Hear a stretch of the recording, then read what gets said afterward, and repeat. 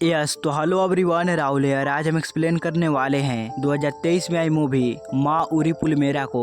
Guys, अगर आप लोगों ने इस मूवी का पार्ट 1 का एक्सप्लेनेशन नहीं देखा है तो वीडियो मेरे चैनल पे ऑलरेडी अपलोड है। इस वीडियो के डिस्क्रिप्शन में मैं उसका लिंक दे दूंगा। पहले आप उस वीडियो को पूरा देख ले, उसके बाद ही इस मूवी का पार्ट 2 आप लोगों को समझ आएगा। क्योंकि इस मूवी का पहला पार्ट अगर आप लोगों ने नहीं देखा तो दूसरे पार्ट में आप लोगों को कुछ भी समझ नहीं आएगा। सो नाउ विदाउट वेस्टिंग चलिए आते हैं इस कहानी की मेन स्टोरी लाइन की तरफ। कहानी की शुरुआत वहीं से होती है जहां से इसका पहला पार्ट खत्म हुआ था, जहां पे कुमरैया और कविता अपने गांव से भागकर केरला आकर एक छोटे से होटल को चला रहे होते हैं। इसके बाद हम लोग कुमरैया की पत्नी लक्ष्मी को देख पाते हैं, जो कि काफी ज्यादा मायूस होती है। लक्ष्मी के पास इसका पड़ोसी बाल्या आता है। बाल्या एक माला पहना होता है। ये माला आप जितने दिन तक पहने रहोगे आपको पवित्र काम ही करना होगा। बाल्या हर वक्त दारू पीते रहता है, इसी वजह से इसकी पत्नी इसे माला पहनने के लिए बोली। बाल्या की फैमिली में प्रॉब्लम चलती रहती है, तो लक्ष्मी अपने गहने देकर बाल्या को कहती है कि तुम इसे बेचकर अपने कुछ कर्जे उतार लो। बाल्या की पत्नी रामलू किसी काम की वजह से दूसरे गांव गई होती है। इस गांव में एक नया एसआई आता है, रमेश, जो इस मूवी के पहले पार्ट में था। वो एसआई के पास आकर इसका स्वागत करता है, कहता है कि सर आप मेरा ध्यान रखिए और मैं आपका ध्यान रखूंगा। इस तरह से वो एसआई से दोस्ती करने की कोशिश करता है। पहले पार्ट में कुमरैया का भाई जंगा कुमरैया को ढूंढने के लिए गया ना, वो अभी तक वापस घर नहीं लौटा और काफी दिनों से अपने जॉब पे भी नहीं जा रहा। किसी को भी नहीं मालूम जंगा यानी कि जगैया कहाँ गया, यहाँ तक कि उसकी भाभी लक्ष्मी को भी नहीं। एसआई कांस्टेबल को कहता है कि अपना केस वापस लेने के बाद जगैया रमेश से काफी सारे पैसे लिए होगा और गांव को छोड़कर भाग गया। ये बातें सुनने के बाद कांस्टेबल एसआई से कहता है कि सर जंगैया ऐसा आदमी नहीं है, मैं उसे काफी सालों से जानता हूँ और बहुत ही ईमानदार है। अगर वो कहीं पे गया है तो इसका मतलब वो कहीं ठोस सबूत की तलाश में गया है। उसके गायब होने के पीछे कोई राज जरूर होगा। तो अब एसआई जंगैया को ढूंढने की ठान लेता है। तो अब एसआई इस बारे में इंक्वायरी करने में लग जाता है। उसी वक्त हैदराबाद से एक पेरेंट्स आकर अपनी बेटी की मिसिंग कंप्लेन लिखवाते हैं। एसआई और कांस्टेबल लक्ष्मी के घर जाते हैं जंगैया के बारे में पूछने के लिए। लगता है कि जंगैया को मोटी रकम मिली होगी। क्या उसने तुम्हें पैसे नहीं दिया? कहाँ पे भाग गया वो? लक्ष्मी यही कहती है कि केस वित्ड्रॉ करने के बाद जंगैया कहाँ गया, क्या कर रहा है, इस बारे में मुझे कुछ भी मालूम नहीं। अब जंगैया के घर पे पुलिस को देखकर बाल्या आता है। तो एसआई कहता है जंगैया के मिसिंग केस में तुम दोनों क्राइम सस्पेक्ट हो, गांव छोड़कर तुम दोनों कहीं मत जाना। अब इसी गांव में एक बहुत ही पुरानी मंदिर होती है जो काफी सालों से बंद पड़ी होती है। और बात यह है कि यहाँ पर इस मंदिर के बाहर गांव का सरपंच मारा पड़ा होता है। इस बारे में जब पुलिस को मालूम पड़ती है तो उस एसआई को उन पेरेंट्स के बारे में याद आता है जो अपनी बेटी का मिसिंग कंप्लेन लिखवाने के लिए हैदराबाद से आए थे। अब उसके बारे में इंक्वायरी करने के लिए ये हैदराबाद जाता है। इसके बाद कहानी एक हफ्ते आगे शिफ्ट होती है। अब एक हफ्ते के बाद बाल्या अपनी माला को निकलवाने के लिए केरला जाता है, क्योंकि वहीं पे ये सब होता है।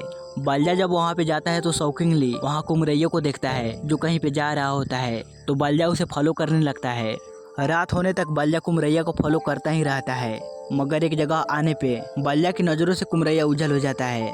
मगर कुमरैया को पहले से ही मालूम होता है कि बाल्या मेरा पीछा कर रहा है, तो बाल्या के सामने आकर इसे हालचाल पूछने लगता है। बाल्या कुमरैया को कहता है कि अरे कुमरी, तू यहाँ क्या कर रहा है? क्या तुमने कभी भी अपने परिवार के बारे में नहीं सोचा? आखिरकार तुम यहाँ पे कर क्या रहे हो? तो कुमरैया कहता है कि मैं यहाँ पे एक युद्ध कर रहा हूँ। दूसरी तरफ रमेश कुमरैया के बेटे को स्कूल से बाहर निकाल देता है, क्योंकि रमेश का मानना ये होता है कि कुमरैया की वजह से ही कविता मरी, वहीं ब्लैक मैजिक की वजह से। तो लक्ष्मी का बेटा लक्ष्मी के पास आकर वही सारी बातें बताता है कि रमेश ने मुझे स्कूल में पढ़ने नहीं दिया। ये जानकर लक्ष्मी और भी ज्यादा दुखी होने लगती है। दूसरे सीन में हम लोगों को प्रकाश नाम का आर्कोलॉजी डिपार्टमेंट का एक शख्स को दिखाया जाता है, जो थोड़ा बहुत रिसर्च कर देव पटेल नाम के शख्स के पास आकर एक मंदिर के बारे में बताता है कि वहाँ पे बहुत सारे खजाना हो सकते हैं, हमें इस बारे में जल्दी से गवर्नमेंट को बताना चाहिए। देव पटेल कहता है कि मुझे अच्छे से मालूम है कि किसे और कब बताना चाहिए। एक काम करो, तुम 2 महीने के लिए दुबई चले जाओ, वहाँ पे तुम ऐसो आराम करो, सारा खर्चा मेरा, इस प्रोजेक्ट को यहाँ पे मैं संभाल लूंगा। इसके बाद देव पटेल बाहर आकर अपने एक दोस्त के पास कॉल कर प्रकाश की फोटो भेजकर कहता है कि अगर ये दुबई गया तो तुम इसे वहीं खत्म कर दो। दूसरी तरफ ओएसआई उन पेरेंट्स के पास जाते हैं, कहते हैं कि आपकी बेटी तो हैदराबाद में है, यानी कि आपकी बेटी तो हैदराबाद से मिसिंग हुई, तो आप मेरे गांव आकर क्यों मिसिंग कंप्लेन लिखवाई? एक्चुअली उस लड़की की नाम होती है सिमरन। यहाँ पे हम लोगों को शॉक्ड कर देने वाली बात मालूम पड़ती है। पहले पार्ट में सरपंच की एक बेटी थी ना, याद है ना आपको, जो शहर से गांव आई थी। वो लड़की सरपंच की बेटी नहीं, बल्कि उस लड़की के माता पिता तो ये लोग हैं, और उसी लड़की का नाम था सिमरन। और लास्ट टाइम सिमरन ने कुमरैया के ऑटो में बैठी थी रेलवे स्टेशन जाने के लिए। दूसरी तरफ कुमरैया जहाँ जहाँ पे जाता है तो बलजा उसके पीछे पीछे जाता है। कुमरैया कुछ लोगों से मिलकर एक एड्रेस के बारे में मालूम करते रहता है और कुछ इन्फॉर्मेशन भी इकट्ठा करते रहता है। उसी तरह कुमरैया एक जंगल में जाकर अघोरा से इन्फॉर्मेशन लेता है। अब बलजा को कुछ भी समझ नहीं आता कि कुमरैया किन किन लोगों से मिल रहा है, क्या इन्फॉर्मेशन इकट्ठा कर रहा है। अब रात होने के बाद कुमरैया और बलजा एक जगह पे आते हैं और इस घने जंगल के बीच एक छोटा सा आश्रम होता है। इस आश्रम के अंदर स्वामी जी बैठे होते हैं। वो कुमरैया को बिना देखे कहते हैं कि बेटा तूने आने में देर कर दी। इसके बाद वो स्वामी जी कुमरैया के साथ कुछ पूजा पाठ वगैरह करने लगते हैं। ये स्वामी जी कुमरैया को कुछ सिखा रहे होते हैं। अब बलजा रात भर यहीं पे बैठा रहता है। सुबह होने पे बलजा कुमरैया से पूछता है कि आखिरकार तुम कर क्या रहे हो, तुम इतना जल्दी इतना कैसे बदल गए, क्या तुम्हें अपने बीवी बच्चे की याद नहीं आती। तो कुमरैया जो हुआ वो बलजा को बताने लगता है। अब यहाँ से कहानी फ्लैशबैक में जाती है जहाँ पे कुमरैया को बार बार एक ही सपना आ रहा था। उस सपने में कुमरैया अपने गांव की वो बंद पड़ी मंदिर को देखता है, उस खजाने को देखता है, वहाँ कुछ सांपों को देखता है। अब कुमरैया को ये नहीं समझ आता कि हर दिन मुझे बार बार यही सपना क्यों आ रहा है। तो एक दिन कुमरैया उस मंदिर के पास जाता है। ये मंदिर तो काफी सालों से बंद पड़ी थी। यहाँ के भगवान के सामने हाथ जोड़कर कहता है कि भगवान आप हर दिन मेरे सपने में क्यों आ रहे हो, आप मुझे क्या कहना चाहते हो, मुझे कुछ भी समझ नहीं आ रहा, आप मुझे राह दिखा दीजिए। तभी वहाँ पे तेज हवाएं बहने लगती है और वो हवा कुमरैया को उस मंदिर की तरफ जाने का इशारा कर रही होती है। अब कुमरैया अपने ताऊ के पास जाकर इसके साथ जो हुआ उस वाकया के बारे में बताता है। साथ ही वो अपने सपने के बारे में बताता है कि मुझे बार बार वही सपने आते हैं। उसके ताऊ कहते हैं कि अरे बेटा वो सब नॉर्मल ख्वाब है, तुम उसी गांव में रहते हो ना, उसके आसपास से रोज जाते हो ना, तो ऐसे सपने आने आम बात है, तुम इस बारे में ज्यादा सोचो मत। लेकिन दूसरे दिन कुमरैया के ताऊ कुमरैया को अपने पास बुलाकर कुछ बातें बताने लगता है कि तुम्हें जो सपने आ रहे हैं वो ऐसे ही नहीं आ रहे, इसके पीछे एक रीजन है। दरअसल बहुत सालों पहले हमारे गांव पांडवा आकर विश्राम कर रहे थे, तो पांडवों को देखने के लिए भगवान श्री कृष्ण भी आए। रात होने की वजह से भगवान श्री कृष्ण यहीं पे विश्राम करे, ऐसी वाकया हिस्ट्री में है। इसके बाद काफी सालों के बाद एक राजा वहाँ पे एक मंदिर बनवाई और अपने सारे धन संपत्ति खजाने को वहीं छुपा दिया। मेरे फादर और तुम्हारे फादर को ऑलरेडी मालूम था कि उस मंदिर के नीचे खजाना है, लेकिन राजा ने अपने खजाने को सुरक्षित रखने के लिए नाग बंधन से बांध कर रखा है। उसी को तोड़ने के लिए तुम्हारे फादर और मेरे फादर ने काफी सारी कोशिशें की और इसी कोशिश में अपनी जान गंवा दी। मगर आज मुझे अब लगता है कि उस बंधन को सिर्फ तुम ही तोड़ सकते हो। बार बार तुम्हें एक ही चीज का सपना आना ये इत्तेफाक नहीं, तुम उसके लिए बने हुए हो। मगर कुमरी इसके लिए तुम्हें तैयारी करनी पड़ेगी, तुम्हें अपने चहेते लोगों की बलि देनी पड़ेगी और वो लोग भी तुमसे उतना ही ज्यादा प्यार करे। सीधी बात की जाए तो उस खजाने को पाने के लिए तुम्हें किसी एक की बलि देनी पड़ेगी। अब ये बातें सुनकर कुमरैया यही सोचने लगता है कि मुझे कौन ज्यादा प्यारा है, मेरी पत्नी या फिर मेरा बेटा। इसी दौरान कुमरैया कविता को देखता है और उसे देखते ही उसे अपने बचपन का प्यार याद आ जाता है। पहले पार्ट में आप लोगों ने इनकी लव स्टोरी तो देखा ही होगा।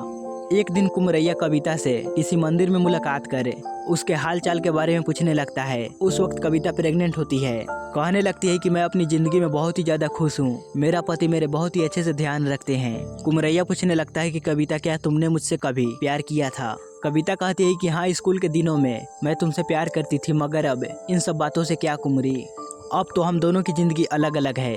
ये सुनकर कुमरैया बहुत ही ज्यादा खुश होता है कि कविता भी मुझसे प्यार करती है। इसके बाद एक दिन कुमरैया उस पुरानी मंदिर के अंदर जाकर वास्तु पूजा करने लगता है, क्योंकि बलि देने के लिए ये पहला स्टेप होता है।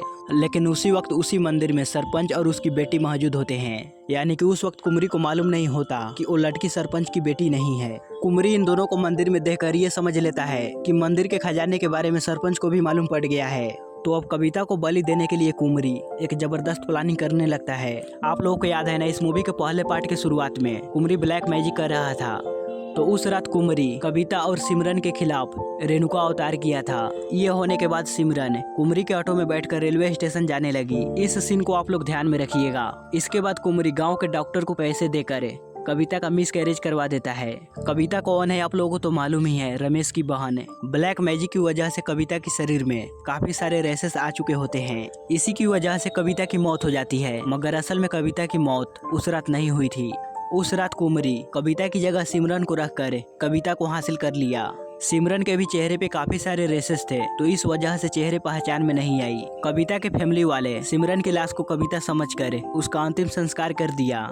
इसके बाद कुमरी और उसका ताऊ कविता के साथ पूजा पाठ करने लगते हैं। यानी कि कुमरी ने कविता के खिलाफ ब्लैक मैजिक किया था ना, उसे हटाने लगता है। ये रिचुअल पूरी तरह संपन्न हो जाती है तो कुमरी का ताऊ कुमरी के पास आकर उसे कहते हैं कि कुमरी कल का पूजा और भी ज्यादा इम्पोर्टेंट है और वो पूजा अकेले तुम्हें ही करनी होगी। वो पूजा संपन्न होने के बाद तुम मेरा इंतजार रेलवे स्टेशन पे करना। मैं कविता को तुम्हारे पास ले आऊंगा रेलवे स्टेशन, कविता को वशीकरण कर। दूसरी रात कविता की फैमिली वाले सिमरन की डेथ बॉडी को जलाने के बाद थोड़ी देर के बाद वहाँ कुमरी आता है। उसके बाद क्या हुआ आप लोगों को मालूम है ना। कुछ ही समय बाद वहाँ रमेश आता है, इनके बीच हाथापाई होती है। वहीं सब कुछ जो इसके पहले पार्ट में हुआ था। अब सुबह कुमरी रेलवे स्टेशन पहुंचता है, तभी वहाँ कुमरी का ताऊ कविता को लेकर आते हैं। ताऊ कुमरी के हाथ में एक ताबीज बांध कर एक लिक्विड देता है पीने के लिए, ताकि अगली पूजा में इसकी रक्षा हो। इसके बाद ताऊ कविता को सामने लाता है वशीकरण कर। फिलहाल कविता कुमरी से बहुत ही ज्यादा प्यार करती रहती है। ये अपनी फैमिली को पूरी तरह भूल चुकी होती है वशीकरण की वजह से। इस तरह से कुमरी कविता को लेकर केरला जाने लगता है, क्योंकि केरला में इन्हें एक और पूजा करनी है, यानी कुमरी को कविता की बलि केरला में ही देनी है। इसके बाद कहानी 6 महीने पहले शिफ्ट होती है, जहाँ पे आर्कोलॉजी डिपार्टमेंट में काम करने वाली एक लड़की देव पटेल नाम के शख्स के पास आकर उसे कुछ बातें बताने लगती है कि हमारे देश में अनंत पद्मनाभम स्वामी जी की मंदिर कितनी ज्यादा फेमस है, काफी सारे लोग जानते हैं। कुछ लोगों का मानना यह है कि उस मंदिर के नीचे बहुत बड़ी मात्रा में खजाना छुपा हुआ है। अब जमीन के अंदर काफी सारे खजाना होने की वजह से वहाँ की मिट्टी में बदलाव आने लगे, वहाँ पे अजीब अजीब से पेड़ उगने लगे। ऐसा ही कुछ जास्तपली गांव के आसपास देखा गया, जहाँ पे वो पुरानी मंदिर है ना। ये लड़की देव पटेल से कहने लगती है कि मेरे रिसर्च में ये मालूम पड़ी कि उस मंदिर के नीचे काफी सारा खजाना छुपा हुआ है, जिनकी वैल्यू करोड़ों में है। ये जानने के बाद देव पटेल वहाँ के सरपंच को अपने पास बुलाकर उसे पूछता है कि तुम्हारे गांव के मंदिर को क्यों बंद कर दिया गया। तो सरपंच बताता है कि उस मंदिर के अंदर कृष्ण भगवान की एक मूर्ति है जो कि एक पैर पे खड़ी है। इससे हम लोगों ने अब शगुन मानकर उस मंदिर को बंद कर दिया। वो काफी सालों से बंद पड़ा है वो मंदिर। देव पटेल कहता है कि मेरे आदमी उस मंदिर के अंदर जाकर रिसर्च करना चाहते हैं, मैं इसके लिए तुम्हें 5 करोड़ रुपए दूंगा। तो सरपंच इसके लिए मान जाता है। इसके कुछ दिनों के बाद सिमरन जास्तवली के गांव में आती है। सरपंच गांव में ये बातें फैला देता है कि मेरी बेटी सिमरन शहर से गांव आई है। इसके बाद सरपंच सिमरन को लेकर उस मंदिर के अंदर जाता है। तो यहाँ पे सिमरन रिसर्च करती है तो मालूम पड़ता है कि हाँ, इस मंदिर के अंदर खजाना हो सकता है। उसी वक्त कुमरी इन दोनों को एक साथ मंदिर में देख लेता है। अगले दिन सिमरन के शरीर में काफी सारे रेसेस आने लगते हैं, तो सरपंच शहर जाने लगता है डॉक्टर को बुलाने के लिए। तभी उसका एक्सीडेंट हो जाता है। और इस सीन को हम लोगों ने इस मूवी के पार्ट 1 में देखा था। तो उसी रात सिमरन हैदराबाद जाने के लिए कुमरैया के ऑटो में बैठकर रेलवे स्टेशन जाती है। अब गांव का पहला सरपंच मरने के बाद देव पटेल गांव के दूसरे सरपंच के पास जाता है और उसके पास भी यही ऑफर रखता है कि हमें उस मंदिर के अंदर जाना है, इसके बदले मैं तुम्हें 5 करोड़ रुपए दूंगा। लेकिन कुछ दिनों के बाद वही सरपंच मर जाता है उस मंदिर के बाहर। यही सीन हम लोगों को इस मूवी के स्टार्टिंग में दिखाया गया था। अब कहानी प्रेजेंट टाइम में आती है, जहाँ पर बल्ला कुमरैया से पूछता है कि तुमने कविता की बलि देने के लिए उसे बचाया, उसे बलि देने के लिए यहाँ पर लेकर आया, क्या तू उसे यहाँ लाकर मारना चाहता है। कुमरैया कहता है उसे मारने के लिए नहीं, बल्कि मैंने उसे कब का मार चुका। 2 दिन पहले कुमरैया कविता का गला काटकर उसके खून को इकट्ठा कर एक बर्तन में रखकर कहीं पे ले जाकर उस खून के साथ पूजा पाठ करने लगा। मतलब कि वो उस खून को पीने लगा, अपने शरीर में लगाने लगा। उसी खून से वो नहाने भी लगा। उसी वक्त यहाँ पे वो एसआई आता है कुमरैया को ढूंढते हुए। एसआई कुमरैया को कहता है कुमरी तुम्हारा खेल खत्म, अब तुम मेरे साथ चलो अपने गाँव। लेकिन कुमरैया जाने से मना करने लगता है, जिसके बाद एसआई और कुमरैया के बीच लड़ाई कुटाई शुरू हो जाती है। कुमरी कहता है कि सर मुझे मत रोकिए, मैं एक अच्छा काम कर रहा हूँ, बहुत मेहनत मशक्कत कर मंत्र विद्याएं सीखे, मैं ही वो शख्स हूँ जो नागबंधन को तोड़ सकता हूँ। और एसआई को पहले से ही मालूम होता है कि उस मंदिर के नीचे बहुत ही ज्यादा मात्रा में खजाना है। अब इसी बातों ही बातों में कुमरैया उस पहाड़ी से नीचे गिर जाता है। जब तक एसआई और बल्ला नीचे आकर देखते तब तक कुमरैया यहाँ से गायब होता है, यानी कि कुमरैया मारा नहीं होता, वो यहाँ से भाग गया होता है। अगले दिन बल्ला एसआई से पूछता है कि सर आपको कैसे मालूम पड़ा कि मैं यहाँ हूँ। एसआई कहता है कि मैंने तुम्हारे फोन को ट्रैक किया, उसी की वजह से यहाँ पे पहुँचा, क्योंकि मुझे पहले से ही मालूम था कि कुमरी तुझसे जरूर मिलेगा। और बल्जी तुम ध्यान से मेरी बात सुनो, मैं तुम्हें एक शॉकिंग बात बताने वाला हूँ। कुमरैया ने यहाँ पे लाकर कविता को नहीं, बल्कि उसने तुम्हारी बीबी को मारा, रामलू को। बात यही कि उस रात कुमरैया और उसका ताऊ कविता के शरीर से रेणुका अवतार हटा रहे थे, यानी कि उसे बचा रहे थे। तो थोड़ी सी डिस्टर्ब की वजह से कुमरैया मंत्र बोलना बंद कर देता है, जिस वजह से कुछ ही सेकंड में कविता वहीं मर जाती है। कुमरैया और ताऊ के बीच में यहाँ पे एक पर्दा होता है। कुमरैया का ताऊ उसे नहीं बताता कि कविता मर गई है।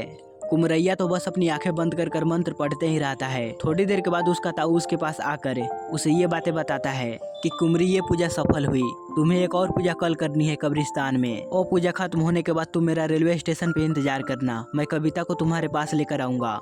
अब कुमरी के यहाँ से जाने के बाद उसका ताऊ एक और रिचुअल करने लगता है, कविता की बाल लेकर उसकी खाल लेकर। तभी वहाँ पे रामलू आती है। दरअसल रामलू कुमरी के ताऊ की भांजी होती है। कुमरी का ताऊ कहता है कि अब मुझे तुम्हारा वादा पूरा करने का समय आ गया, तुम्हें जो चाहिए वो अब मिलने वाला है। तुम कल मेरे साथ रेलवे स्टेशन पे चलना, वो जैसा कहेगा वैसा ही तुम करना। उसी तरह ताऊ एक रिचुअल कर एक पानी इकट्ठा करता है और कहता है कि तुम हर दिन ये पानी तुम कुमरी को पिलाना। तो दूसरे दिन भी कुमरी के ताऊ ने रेलवे स्टेशन पे कुमरी को एक लिक्विड दिया था पीने के लिए। वो लिक्विड यही पानी था। इस लिक्विड को पीने के बाद कुमरी को रामुला के जगह कविता दिखाई देने लगती है, क्योंकि ये लिक्विड कविता के ही शरीर से बनी होती है। अब कुमरैया रामुला का तो कविता समझ रहा था, तो मौका देकर कविता को मारकर अपना रिचुअल करने लगता है, यानी कि वो असल में कविता को नहीं बल्कि रामुला को मारा होता है। अब ये सच्चाई जानकर बाल्या तो पूरी तरह शौक में रह जाता है। वो एसआई से पूछता है कि सर, रामुला और कुमरैया का क्या रिलेशनशिप है। दरअसल रामुलू का जब जन्म हुआ तो उसकी माँ मर गई, उसकी दिमागी हालत ठीक नहीं थी। कुमरी का ताऊ रामुलू का इलाज मेंटल हॉस्पिटल में करवा रहा था। बचपन में ही रामुला जब कुमरैया को देखी तो उसे प्यार करने लगी बचपन से ही। एक दिन रामुला अपने हाथ की नस को काट ली। वो अपने ताऊ को बोली कि मुझे कुमरैया को देखना है, आप उसे मेरे पास लेकर आइए। तो उस वक्त कुमरी का ताऊ रामुलू से वादा करता है कि कुमरी से तुम्हें मिलवाना ये मेरी जिम्मेदारी है, बस तुम बेटी सब्र रखो। लेकिन 10 साल के बाद कुमरी लक्ष्मी से शादी कर ली। ये देखकर रामुलू पूरी तरह बिखर गई, वो अपने आप को चोट पहुंचाने लगी। मगर दोबारा से कुमरी का ताऊ रामुलू से वादा करता है कि कुमरी से तुम्हें मिलाने का जिम्मेदारी मेरी। इसके कुछ दिनों के बाद ताऊ बाल्या से कुमरी की शादी करवा देता है, ताकि रामुलू हर दिन कुमरी को अपने पास देख सके। अब उस एसआई ने जंगैया की केस का भी इन्वेस्टिगेशन कर रहा था ना। अब वो एसआई जंगैया की केस का इन्वेस्टिगेशन कर रहा था ना। इसी सिलसिले में जब वो कुमरैया की ताऊ से मुलाकात की तो कुमरैया की ताऊ सारी वाकया एसआई को बता दी। फिलहाल एसआई बाल्या को कहता है कि 2 दिन बाद पूर्णिमा है और कुमरैया जरूर कुछ न कुछ कांड करेगा। अब 2 दिनों के बाद कुमरैया वापस अपने गांव आता है। वो पुरानी मंदिर में जाता है और वहां पे एक अच्छी सी जगह को ढूंढ कर वहां पूजा पाठ करने लगता है। मतलब कि मंदिर के अंदर जो नाग बंधन है ना, वो उसे तोड़ने लगता है और सारे सांप इसके इर्द गिर्द घूमने लगते हैं। अब ये पूजा खत्म करने के बाद कुमरैया उस मंदिर के अंदर जाकर जगह जगह पे ढूंढने लगता है कि वो खजाना किधर है। तो कुमरैया को इस मंदिर के अंदर कुछ क्लू मिलने लगते हैं। उसी रात कुमरैया अपनी पत्नी लक्ष्मी के पास आता है। लक्ष्मी अपने पति को देखकर काफी ज्यादा खुश होती है कि इतने दिनों के बाद आखिरकार मेरे पति मेरे पास वापस लौट ही आए। बहुत ही प्यार से अपने पति को खाना परोसती है और कविता के बारे में पूछने लगती है कि क्या तुम अब मुझसे भी ज्यादा कविता से प्यार करने लगे हो। यानी कि लक्ष्मी को सारी सच मालूम होती है, वो भी कुमरैया की ताऊ से। एक दिन लक्ष्मी कुमरैया के ताऊ के पास जाकर कुमरैया के बारे में पूछने लगती है। कुमरैया का ताऊ सब कुछ बता देता है। लक्ष्मी कहती है किसी का जान लेना तो बहुत बड़ा पाप है। तो कुमरैया का ताऊ कहता है जान लेना पाप है मगर बलि देना कोई पाप नहीं है। कुमरी कविता के साथ वही किया। उसी वक्त लक्ष्मी खाने में जहर मिलाकर कुमरी के ताऊ को मार डाला।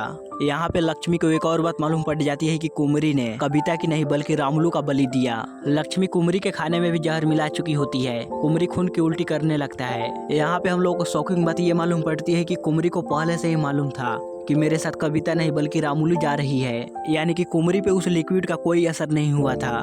लक्ष्मी कहती है कि हमारे जीवन खजाने से नहीं संवरती, पढ़ाई लिखाई से संवरती है। जब रमेश ने लक्ष्मी के बेटे को स्कूल से बाहर निकाल दिया तब लक्ष्मी रमेश के पास जाकर उसके पैर पकड़कर गिड़गिड़ाने लगी कि मेरे बेटे को पढ़ने दीजिए, पढ़ाई न कर पाने की वजह से ही मेरा पति रास्ते से भटक गया। रमेश यहाँ पे लक्ष्मी को बहुत ही ज्यादा जलील करने लगता है। और दरअसल बचपन में कुमरी ने लक्ष्मी की जान बचाई थी। लक्ष्मी कहती है कि बचपन में तुमने मेरी जान बचाई थी तो अब वही जान तुम्हारे पास आ रही है। इतना कहकर वो जहर वाला खाना लक्ष्मी भी खाने लगती है। उसी वक्त वहाँ पे एक शख्स आकर लक्ष्मी को गोली मार देता है और ये शख्स कोई और नहीं देव पटेल है ना, आर्कोलॉजी डिपार्टमेंट का उसका ये बॉस होता है। इसके बारे में हम बाद में बात करेंगे।